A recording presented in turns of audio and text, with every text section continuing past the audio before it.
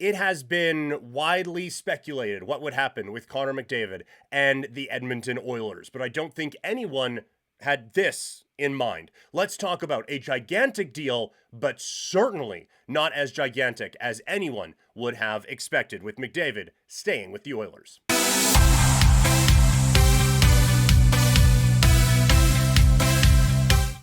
It is a contract that a lot of people were speculating about, and no one came to this conclusion, as the Edmonton Oilers have signed Connor McDavid to a 2-year contract worth $12.5 million. I am stunned. I did not think that this was going to be the way that this would go. I had said on the radio out here in Calgary that I thought 20.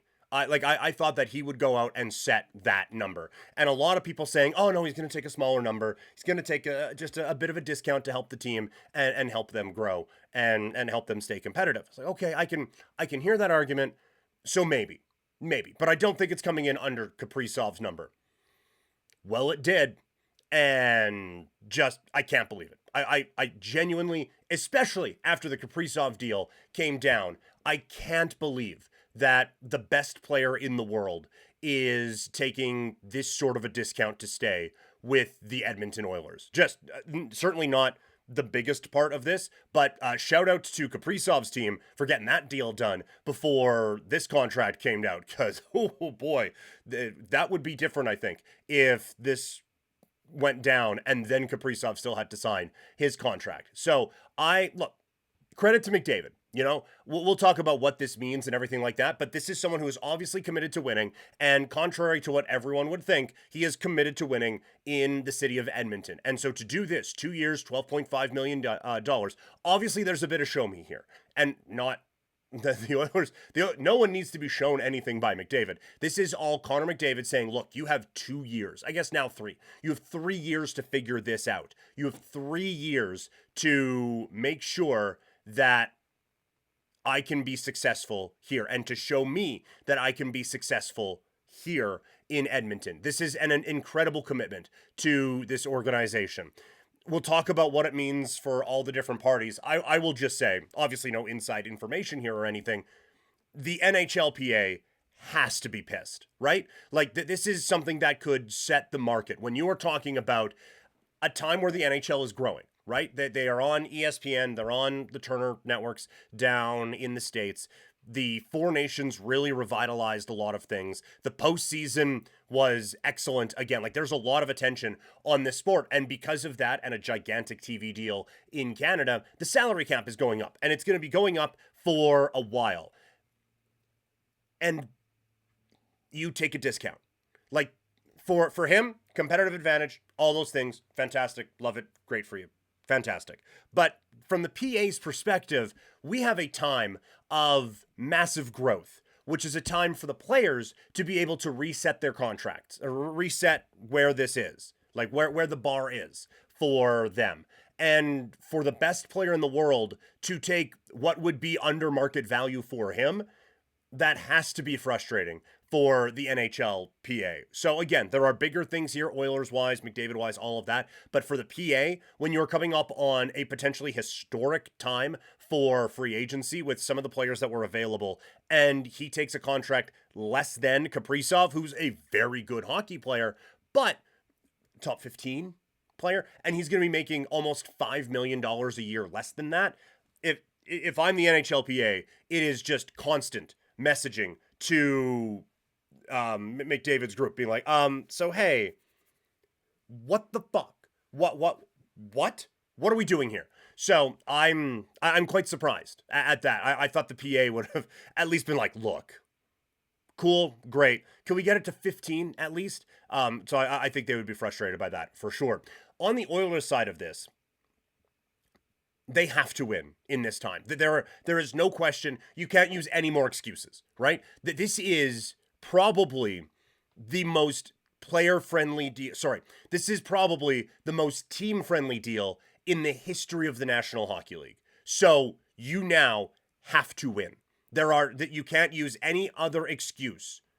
This now needs to end. In the next 3 years, you need to have Connor McDavid's name engraved on that Stanley Cup because of what you were just able to accomplish with this. You have the best player in the world coming in at significantly below market value while the salary cap is going to be going up. So I don't want to hear about salary cap problems. I don't want to hear about other tax issues out in other states. I don't want to hear about anything else other than, did you win the Stanley Cup or did you not? That is the only bar that is acceptable now for the Oilers. Is that fair? Probably not. It's a very difficult thing to win. That's why they put your name in it if you do get the victory. But that is where they are at now. You have the best player in the world on a team-friendly deal. You have the second or third best player in the world also on your team. Figure it out. Figure it out. No more excuse. There shouldn't have been any excuses before this. It shouldn't take McDavid taking this type of a contract to help you win, but he's bailing you out again. So take advantage of it. If you don't, incredible failure. It has been.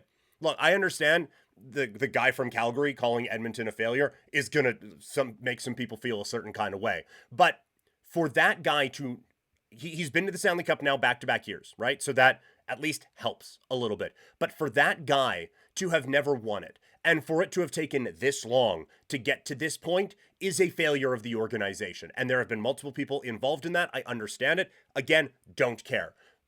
You have been gifted this in a couple of different ways and haven't been able to fully take advantage of it until the last couple of years. So now, zero excuses for the Edmonton Oilers to do anything but win a championship. And now look, they're going to be in a spot to do that.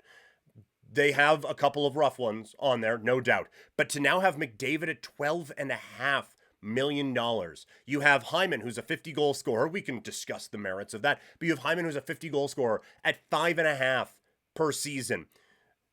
Along with those two guys, you should be able to put a competent NHL franchise around that and one that gets you to the Stanley Cup. So, again, all the excuses are now gone for the Edmonton Oilers. And taking a look here at how these guys set up, let's take a look at the cap situation from Puckpedia.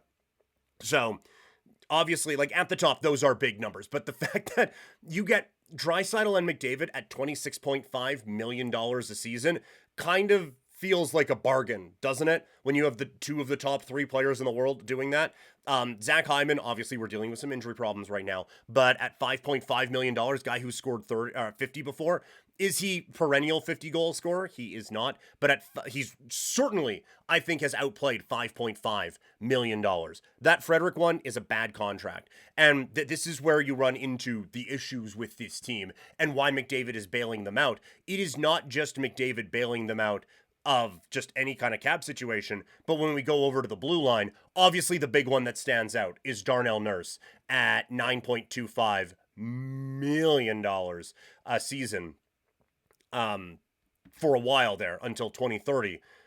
That is the big albatross that is hanging over this group. But you look like they're going to have an opportunity here. This obviously I screen capped this before or screenshotted this before the Wallman extension kicked in. But aside from that, they're going to be able to rebuild this blue line. Ekholm's going to be really important, although we will see. They're going to have an opportunity to really build this out. Down at goal, Stuart Skinner, Calvin Pickard, both of them going to have their contracts up at the end of the season. So when we talked about players on the hot seat earlier, Stuart Skinner, 100% is one of those guys. But when you are looking at building a championship roster and you have those two guys up at the top, it has to make things just a bit more easier for your team. So again, all the excuses gone. Anything out the window. Have to win if you are the Edmonton Oilers. Tall John over in the chat. If they can't figure out how to get a goalie for Connor in the next 3 seasons, it will be the blunder of all blunders. Tall John already has been, but you are 100% correct. Yes, you have to. You have to get him a goalie. There's no more, we lost out. Like, overpay. I don't care. It has to be corrected. Also, the salary savings with that team-friendly deal is the only shot before Edmonton goes south again. That's the other part of this, right? Like, if it doesn't happen, I don't think this is going to be a question anymore. If he doesn't win a championship there, I don't care if they go to the next 3 Stanley Cups. If they don't win, what else can he do for them? Right? Does he have to take less?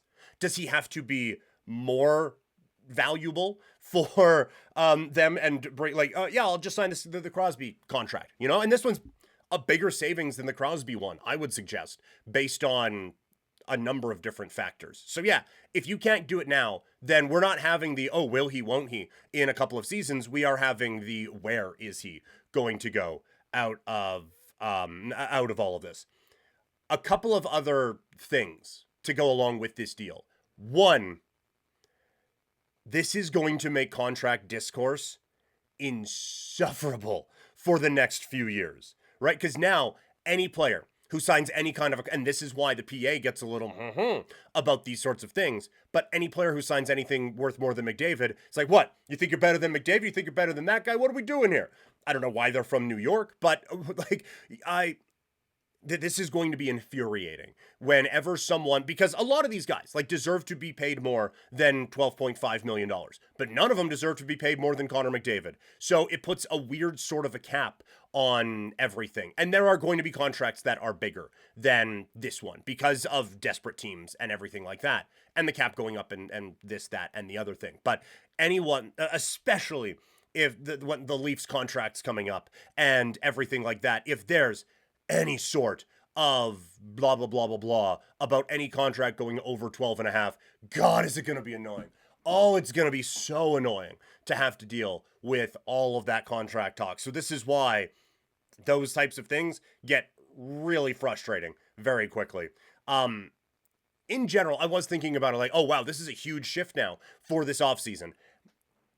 And it kind of isn't, because McDavid, this was the most likely outcome, not 12 and a half by 2, but this was the most likely outcome, him staying in Edmonton. I know Nick Alberga on social media doing the countdown until McDavid signs with the Toronto Maple Leafs and all of those things. I understand that part of it, that some people were looking at it, but for the most part, he was going to sign in Edmonton. So I don't think this is like LeBron, and I know he's tweeting out another decision video, but this isn't LeBron of a decade ago now, I guess, where the Knicks are saving up cap space and the Mavericks are saving up cap space and these guys are saying whatever, and the Heat, obviously.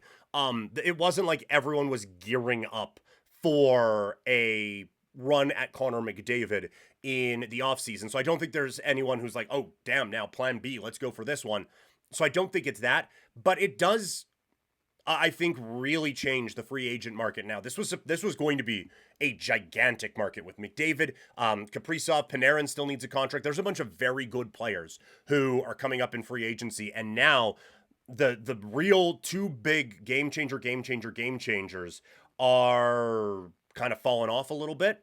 Now it really opens the door for other opportunities for some of those guys. So I'm interested to see now the pivot of everyone else now that this has kind of officially been wrapped up. In the YouTube chat, Deeds is saying if they don't win in any of the next 3 years, the only thing they can ask McDavid to do is play goalie himself. Oh, yeah, 100%, right? Just, you know what? We're going with 6. No goalies this year. We're pulling them, and McDavid's playing 45 minutes a night. We're going to keep the puck the whole time and try to figure it out that way. His next contract should probably be huge. And if it's if the Oilers win a lot of these conversations, then it's worth it, and that will then make the contract discussion even more insufferable when different players are looking for bigger deals than Connor McDavid's. But just imagine what the next one now is going to look like with the cap going up, we presume, and everything like that. So yeah, he has done everything he could now for the Edmonton Oilers. And we've talked before about how unique of a legacy he has, because any other star player in any other sport has the lack of championship success, that he has. And they're getting absolutely dumped on from every corner of the globe. Instead, everyone's like, yeah, no, they screwed up. They screwed up big time around that guy. He gets none of the blame, nor should he. But this is another part of him just adding to the, look, I'm giving you every opportunity to win here. So could you figure it out, please? Quite the day for Connor McDavid to lock in that contract. What do you guys think about the contract? We've had a few people chatting in. If you're watching live, let me know in the chat. If you're watching after the fact, hit me up in the comments and we can talk about it. And if you tune in here after the hockey discussion ends, we're doing a lot of hockey today, but throw whatever you want in the chat and we can talk about it as the day rolls along. This was the big one, so any thoughts you have on it, let me know. And if you want to keep the discussion going with a few people, share the video with your friends. Let's get a few people into the chat here, and we can get a good debate going about Connor McDavid ruining free agency, basically. That'll be the headline. It's not about the Oilers or whatever. It's about our enjoyment of July 1st and the drama that could come with that. So how dare he do such a thing to all of us?